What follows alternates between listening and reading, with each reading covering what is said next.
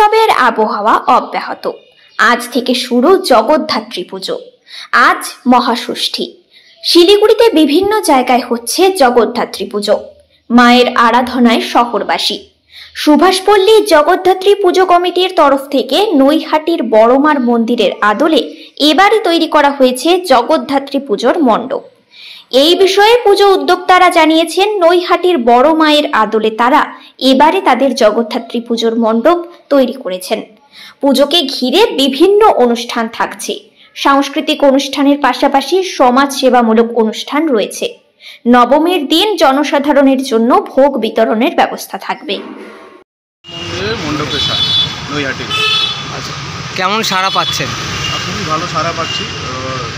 এতগুলো পুজো গেল, কালী পুজো, ভাইফোঁটা, তারপর মা জগদ্ধাত্রী পুজোতে যারা নৈহাটিতে যেতে পারে না তারা অনেকে এসে মায়ের মন্দিরে এসে দর্শন করে যাচ্ছে।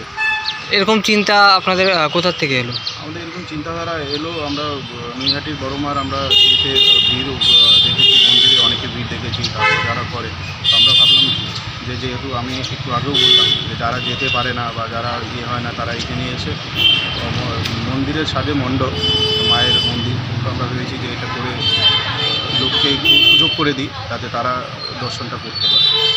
কী কী কর্মসূচি থাকছে আপনাদের? কর্মসূচি আমাদের পঞ্চমীতে আমাদের ওপেনিং ছিল, সেখানে আমরা ব্লাইন্ড একটা অর্গানাইজেশন থেকে তারা স্পেশাল চাইল্ডকে দিয়ে আমরা ইনোগ্রেশনটা করিয়েছি, ছোটো ছোটো বাচ্চাকে দিয়ে। আর তারপরে আমাদের কালকে সাংস্কৃতিক অনুষ্ঠান ছিল, আজকেও সেটা থাকবে এবং আগামীকালও থাকবে। আর 30 তারিখ নবমীর দিন আমাদের প্রসাদ বিতরণী আছে, সেটা আমাদের দুপুর থেকে রাত্রি অবধি প্রসাদ বিতরণী হবে। তারপরের দিন আমাদের বিসর্জন। আপনার নামটা? আমার নাম সুদীপ ঠাকুর, আমি সুভাষপল্লী জগদ্ধাত্রী পূজার কমিটির একজন সাধারণ মেম্বার।